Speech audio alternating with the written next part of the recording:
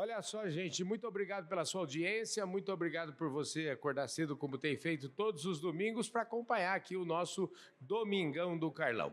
Antes de apresentar o meu convidado, eu queria agradecer o apoio, o patrocínio pela terceira temporada seguida aqui da Employer. A Employer, que vocês sabem, é uma empresa de recursos humanos, uma empresa que entende tudo do RH, especialmente de trabalho temporário, tão necessário dentro do nosso agronegócio. Também queria agradecer a plataforma AgroRevenda, que é a plataforma de conteúdo da distribuição do agronegócio brasileiro. Obrigado pelo apoio. Agradecer Grupo Public e vamos em frente, né, gente? Momento super importante, um domingão para lá de especial. Aqui do meu lado eu tenho a honra de receber o Luiz Carlos Bergamaschi, que é o presidente da ABAPA, a Associação Baiana dos Produtores de Algodão. Ô, Luiz Carlos, obrigado pela sua gentileza, pelo seu tempo de receber. Eu sei que a sua agenda é extremamente corrida, então muito obrigado. Viu? Obrigado a você, Carlão, e é um prazer estar aqui conversando contigo. Maravilha. A gente já sabe, talvez você já tenha assistido alguns programas nossos, digo sempre no meu programa que ninguém nasce presidente e todo mundo tem uma história para contar, e vocês que estão aqui no oeste da Bahia tem mais história ainda. Então, seja bem-vindo. Eu queria saber o seguinte de vocês: em que berço que você foi criado, como é que foi sua educação, se você foi criado na roça, onde você estudou, me conte aí pelo bate-papo que a gente teve aí na prévia, tem muita coisa interessante na sua vida. Sim, eu nasci na cidade de Xaxim, Santa Catarina, oeste catarinense. Meu pai era mecânico na época, aí com 1 ano de idade ele mudou para uma fazenda que o meu avô tinha comprado, uma pequena área de terra. Vivi toda a minha infância nessa região, no interior de Xanxerê, demasiado próxima de Xaxim. Estudei numa escola de interior. Depois meu pai conseguiu ônibus para irmos estudar na cidade, morávamos ainda no interior e íamos para a cidade. Deixa eu só fazer um parênteses aqui, essa história do interior, eu acho tão bonito, vocês lá do sul têm esse linguajar todo próprio, né? Gente, vocês sabem que eu também nasci na roça e moro, aliás, moro até hoje, praticamente a 3 quilômetros da casa do meu pai, e a gente falar que assim, a gente mora no sítio. E quando ele está falando aqui que mora no interior, ele está se referindo a exatamente isso. Não é na sede do município, mas é num sítio que, no meu caso, por exemplo, fica a 20 quilômetros da cidade. Eu não sei a distância de vocês, então eu queria... E até ao fazer esse comentário, já me identifico muito com a sua trajetória de vida, porque isso é uma trajetória muito conhecida e eu, para estudar, a gente teve que andar aí 5, 6 quilômetros para pegar um ônibus para ir para a cidade, né? Nós fazíamos o mesmo trajeto. Andávamos, acho que uns 3 quilômetros a pé, da fazenda até o asfalto.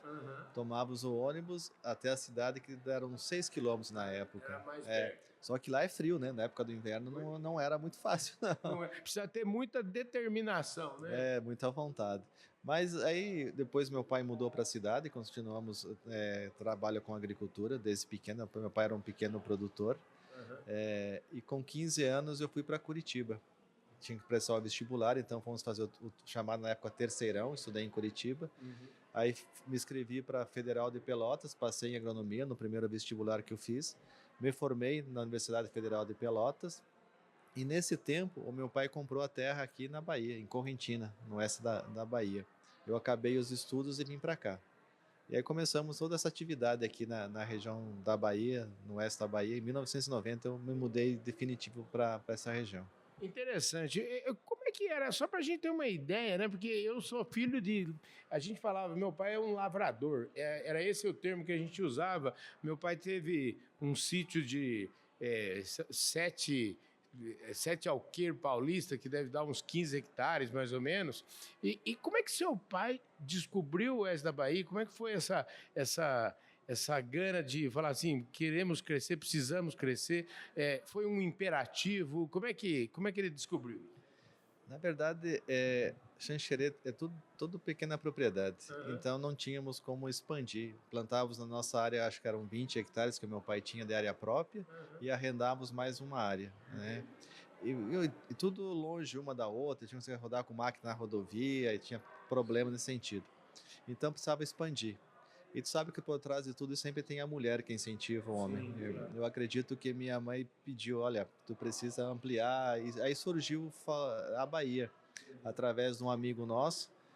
E meu pai fez parceria com essa pessoa, juntou o conhecimento que o meu pai tinha da agricultura e outra pessoa querendo investir em uma outra atividade. Então, o primeiro ano plantaram juntos, né? Essa iniciativa que viemos em 88, e a partir de lá, em 90, eu cheguei e comecei a dar minhas contribuições. Agora, você sempre quis. Você falou que fez o terceiro ano lá em Curitiba e você já sabia que queria ser agrônomo? Isso também foi mais ou menos porque você já estava no negócio? Sempre trabalhei na agricultura, já com máquinas desde pequenininho, então estava na veia, estava no sangue, isso tudo. O difícil foi estudar, né? Ah, entendi. O difícil foi estudar, não. Mas quando eu fui para Curitiba, eu aprendi muito. O cursinho realmente entrega conhecimento e eu gostei de estudar. Aí fiz agronomia o mais rápido possível, me formei em 4 anos. E aí, com esse conhecimento, agora eu vou voltar para a atividade. E aí tinha mais terra para plantar aqui na Bahia e veio para cá. Na época que vocês vieram para cá, por curiosidade, com quantos hectares? Como é que era aqui? Eu ouvi falar que aqui era a cidade se resumia a um posto de gasolina, é mais ou menos isso?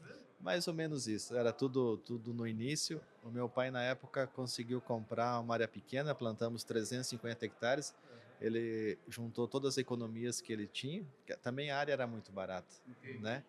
Aí, com financiamento, abriu as áreas, começamos a plantar, com 350 hectares na época. Que coisa linda, né? Hoje isso virou o quê? Hoje nós estamos plantando numa área bem maior que isso, né? Começamos na época com soja, um pouquinho de arroz, mas já com soja. Depois introduzimos o milho. A partir de 96, a exemplo do Sul, introduzimos o plantio direto, o sistema plantio direto. Sim. Até porque era uma área que não tinha fertilidade, então precisamos construir a fertilidade.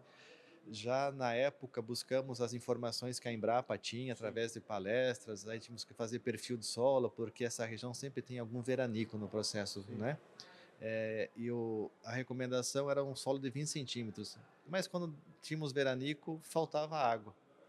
Então, precisava aumentar o perfil. Aí tombamos essas áreas com a Iveca, 40 centímetros de perfil, repomos o calcário, e aí sim estruturou a produtividade. Aquelas limitações iniciais nós estamos vencendo com tecnologia e conhecimento. Aí depois, na sequência, introduzimos o algodão no sistema produtivo, um pouco de pecuária, e agora recentemente a irrigação. Pelo potencial que a região tem do aquífero, então essa foi a evolução desses 34 anos, diríamos assim.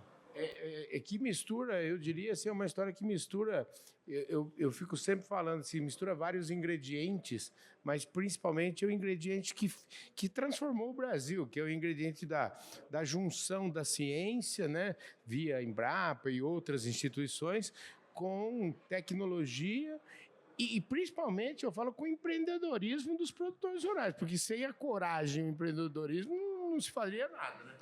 Eu diria que a coragem foi fundamental, né? Resiliência e tal, e acreditar, né?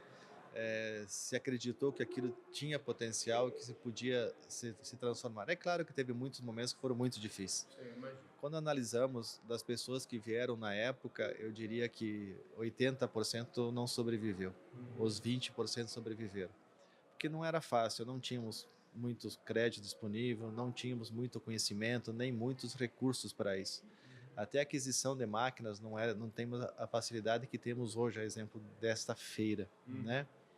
Então tudo era muito escasso, com muito trabalho, dedicação e também eu diria um pouco de sorte, ser beneficiado num momento ou outro com uma chuva a mais, uma chuva a menos, uma decisão mais assertiva que as outras, fez com que prosperássemos e chegássemos onde chegamos hoje. Mas esse negócio de sorte, né? Eu gosto muito de uma definição do professor Roberto Rodrigues. Ele fala o seguinte, que a sorte é quando você precisa pegar um trem, mas você não sabe o horário do trem. Então você tem que ir lá para a estação e esperar o trem chegar, né? Você estava no lugar certo aqui, fazendo parte dos 20%. Esses 20% provavelmente tiveram sorte também, né? Eu dei muito trabalho, cara, e coragem, né? A sorte tem que alcançar a gente sempre trabalhando, né? Geralmente é assim que as coisas funcionam, né? Mas o trabalho é a parte da nossa atividade. Eu acredito que um trabalho bem feito com uma boa intenção, a gente colhe muitos resultados. E eu acho que a gente fez isso com muita vontade. E eu tenho satisfação em ter feito o trabalho. Faria tudo novamente. Gosto do que faço, sou apaixonado por essa região. E é muito bom. Trabalhar na agricultura, para mim, é fundamental. O curso de engenharia que você fez, ele deve ter te dado as bases para não, vamos dizer assim, para não entrar em desespero quando de repente você viu um solo que não era aquilo que talvez você tivesse acostumado lá no interior de Santa Catarina. Santa Catarina tem um solo mais fértil. Eu fiz uma universidade no sul do país e nós viemos para uma região no nordeste do país. Então, alguns conhecimentos precisaram ser adaptados. Eu acho que Deus me deu a inteligência de respeitar a experiência que as pessoas tiveram aqui, inclusive a do meu pai, e aos poucos agregar o conhecimento que eu tinha como teoria e transformamos isso em prática. Quando meu pai plantava, o primeiro ano que eu vi, ele plantava com 40 sementes por metro linear. Era muita soja, muito grão por metro, muita competitividade. E a informação agronômica dizia que era muita. Agora, como você mudar uma coisa que a prática está sendo feita assim? A teoria diz que é diferente. Eu consegui convencer meu pai de reduzir para 30 sementes por metro. E depois eu consegui reduzir para 24 sementes por metro. Eu acredito que essas iniciativas, esse conhecimento, nós colhemos no outro ano que eu plantei, o primeiro ano que eu plantei com meu pai, a produtividade foi muito boa.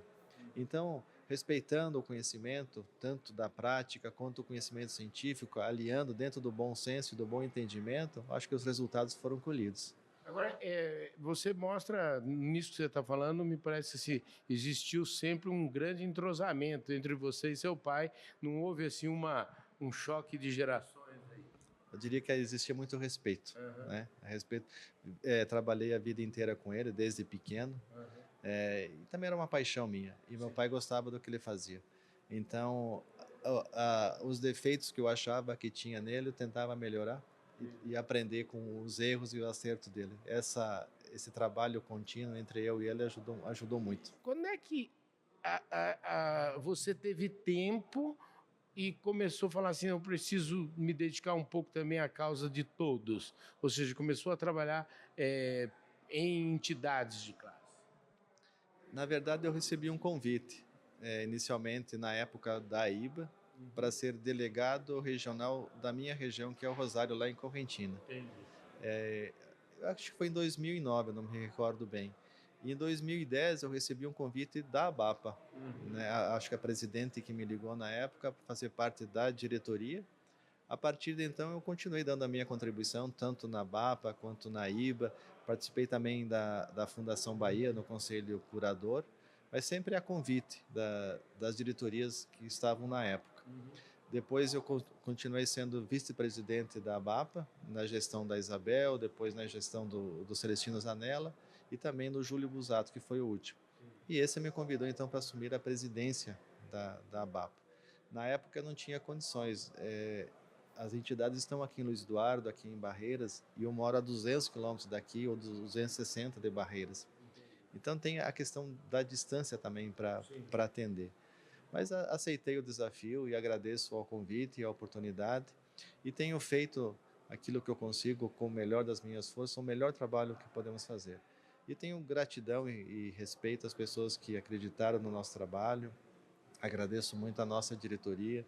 A diretoria da BAPA é composta por pessoas dinâmicas, comprometidas e empenhadas, e isso facilita muito a nossa gestão. Eu acho que esse entrosamento que tem tanto a BAPA, a IBA, a Fundação Bahia, as entidades aqui do oeste da Bahia, fizeram essa agricultura diferenciada. Esse bom relacionamento, enfrentar os problemas e encontrarmos soluções, eu acho que é o destaque que o oeste da Bahia tem feito de diferente em relação às outras regiões. O presidente da ABAPA, você está me falando, também preside aqui um fundo que gere renúncia fiscal. Me fala um pouquinho disso. Quando foi criado a ABAPA, no ano de 2000, criou-se também o PROALBA, através do Fundeagro. É uma renúncia de ICMS que o Estado dá parte desses valores é recolhido para o fundo. Esse fundo que ajudou a desenvolver toda essa região inicialmente. Para ter uma ideia, a questão de regularização ambiental foi o fundo que patrocinou, a construção de laboratório, a divulgação do algodão, e, enfim, outros programas que a BAPA tem, vem desse recurso que é do Fundeagro. E todo o presidente da BAPA também é presidente do Fundeagro. Então eu presido a BAPA e o Fundeagro.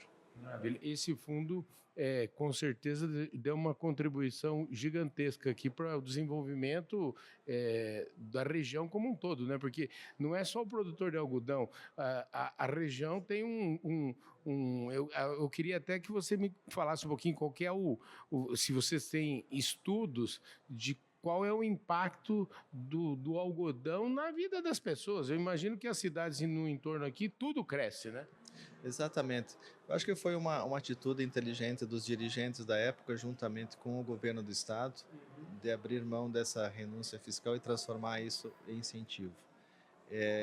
Eu digo que esses recursos foram muito bem aplicados e temos excelentes retornos, né? Num processo de seriedade, de respeito, e tem sido multiplicado. E o algodão, como uma cultura que intercala com soja e milho, tanto no processo agronômico, no processo produtivo, tem trazido muito benefício. Eu diria que agronomicamente uma cultura se beneficia da outra, num processo de harmonia. E esse agronomicamente está integrado com, no meu entendimento, com esse respeito à natureza, né? Trazer longevidade, cuidar do solo, cuidar dos recursos naturais. Por outro lado, o algodão também agrega mais pessoas, emprega mais pessoas, valoriza um pouco o produto agregado, tem um pouco mais de valor. E as ações que foram feitas através dos programas da BAPA, quando analisamos e estudamos isso na região, houve uma melhora. A melhora da mão de obra, da própria qualificação, uma melhora dos salários, e vemos isso nos nossos colaboradores, que hoje conseguem um emprego que remunere melhor, consegue estudar seus filhos, e eu acho que isso que é um diferencial. O sistema produtivo tem que estar preocupado com a sua produção, ser competitivo, ter recursos, mas precisa desenvolver a região onde ele atua, porque no final de tudo isso nós trabalhamos para as pessoas. Então acho que o algodão contribuiu muito para isso na região oeste da Bahia. Eu conheci aqui há 2 anos atrás você falou do Júlio, enfim, eu acho que meu primeiro contato foi com ele aqui, mas a gente fica impressionado, principalmente assim, eu acho até que eu sugiro a todos que vêm para cá, que ao invés de pegar um avião e descer em Barreiras, que ele pegue um carro em Brasília e venha de carro de Brasília para cá, porque vai ver uma paisagem assim, completamente... eu diria que é disruptiva essa paisagem, né? E como isso faz uma diferença. Eu queria que você falasse agora um pouquinho sobre essa cultura mesmo, falasse para mim agora o que a ABAPA, um pouquinho da história da ABAPA, vamos entrar um pouquinho nessa contribuição, porque eu lembro que eu conheci o Júlio, ele era presidente da Abrapa. Eu até, vindo aqui a primeira vez, eu fiquei impressionado com a tamanha, com o poder que vocês têm de comunicação, inclusive. Parabenizando vocês por uma campanha como, por exemplo, o Sou de Algodão. Eu acho que isso que eu trabalho com comunicação há muito tempo, e eu acho que isso é um case importante para o Brasil, um case para o agronegócio. Queria caminhar um pouquinho nesse sentido de, vamos dizer assim, mostrar quais são as ações da BAPA. Eu diria, antes de contar as ações da BAPA, contar um momento histórico do próprio algodão. Muitas pessoas eu acho que não conhecem. O Brasil, no passado, foi um grande produtor de algodão. Plantávamos 4 milhões de hectares, 4 milhões e 300, e produzimos em torno de 700 mil toneladas de algodão. Então, uma agricultura que foi, por algum motivo, não cuidamos de uma principal praga, que continua até hoje, que é o bicudo do algodoeiro. No final da década de 80, nós praticamente de exportador de algodão passamos a ser importador de algodão. E praticamente o algodão desapareceu do Brasil. Uma iniciativa, inicialmente em Mato Grosso, trouxe o algodão para o Cerrado. A partir desse novo conceito, uma nova agricultura e um controle do bicudo, nós hoje estamos plantando 1.900.000 hectares no Brasil como um todo e estamos previsto colher 3,5 milhões de toneladas. Ou seja, reduziu muito a área e aumentou muito a produtividade.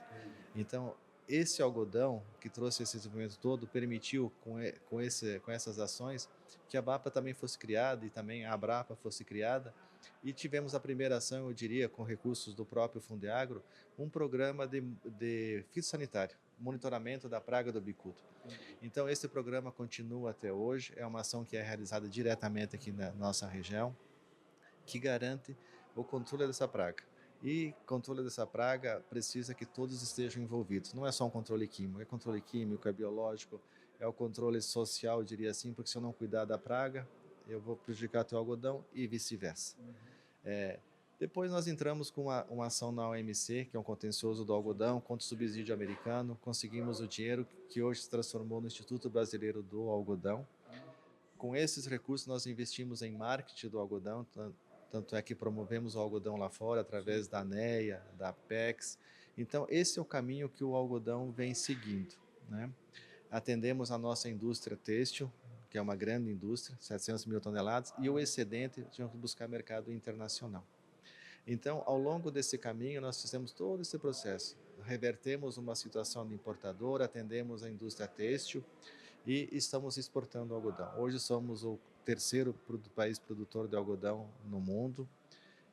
Conquistamos esse mercado com muito trabalho e, paralelo a isso, viemos desenvolvendo ações de acordo com a necessidade. Então, nós temos um centro de treinamento hoje para capacitar e treinar pessoas. Nós estamos aqui nessa feira que é a Bahia Farm Show, que tem máquinas de última geração com tecnologia, só que precisa de quê? Pessoas para atender essa tecnologia. E nem todas as pessoas tiveram a oportunidade de estudar, de se capacitar. Então, o nosso centro de treinamento atende a questão legal, que é a questão trabalhista, mas também dá esse treinamento. E fizemos isso para o nosso associado e também estendemos isso para a comunidade, ou seja, oferta de mão de obra qualificada. Paralelo a isso também criamos o Patrulha Mecanizada, que é um programa que nós temos 7 mil quilômetros de estradas vicinais aqui no oeste da Bahia, e a trafegabilidade nem sempre era possível, né, adequada, e tu sabe tudo os problemas que tem.